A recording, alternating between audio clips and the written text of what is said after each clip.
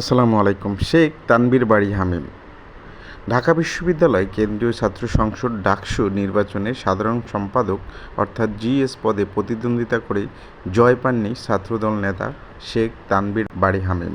তবে নির্বাচনে হেরেও প্রশংসায় ভাসছেন তিনি।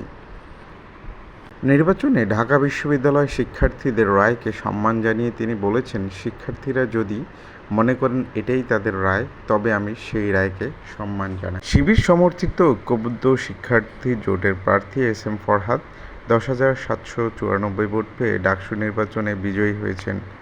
ছাত্রদল নেতা তানবীর বারী হামিম পেয়েছেন 5,283 ভোট। মঙ্গলবার সামাজিক যোগাযোগ মাধ্যমে নিজের ভেরিফাইড ফেসবুক আইডিতে দেওয়া এক প্রতিক্রিয়ায় হামিম দাবি করেন, আজকের ভোট অনুষ্ঠান সার্বিকভাবে উৎসবমুখর হলেও কয়েকটি কেন্দ্রে অনিয়ম হয়েছে। তিনি আরও লেখেন, ঢাকা বিশ্ববিদ্যালয়ের শিক্ষার্থীরা যদি মনে করেন এটি তাদের রায়, তবে আমি সেই রায়কে সম্মান জানাই।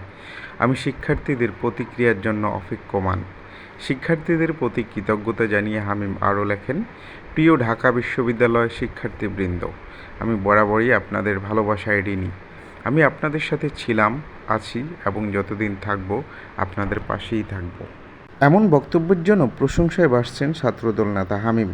তার পোস্টে প্রশংসা করে এনসিপির নেতা হাসনাত আবদুল্লাহ লিখেছেন, that's the kind of gesture a true leader makes.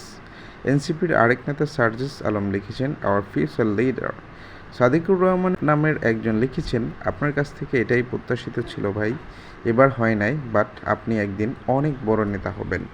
মিলন হাসান স্বাধীন নামের একজন লিখেছেন, ভাই সহনশীলতাই নেতার গুণাবলী, যা আমরা আপনার কাছে দেখলাম।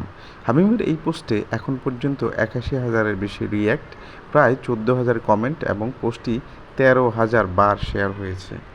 মানুষ স্বৈরাচারের কপি চায় না, চায় নতুন রাজনৈতিক বন্দোবস্ত, যেখানে জবাবদিহিতা, ধৈর্য, সহনশীলতা ও সেবামূলক কাজের প্রতিশ্রুতি ও বাস্তবায়ন থাকবে। ডাকসুর ছাত্রদলের জিএস পদপ্রার্থী হামিম বারীর পোস্টটি আপনার কাছে কেমন লেগেছে? আগামীর বাংলাদেশে কেমন রাজনৈতিক বন্দোবস্ত দেখতে চান? কমেন্টস করে জানান। ধন্যবাদ। আসসালামু আলাইকুম।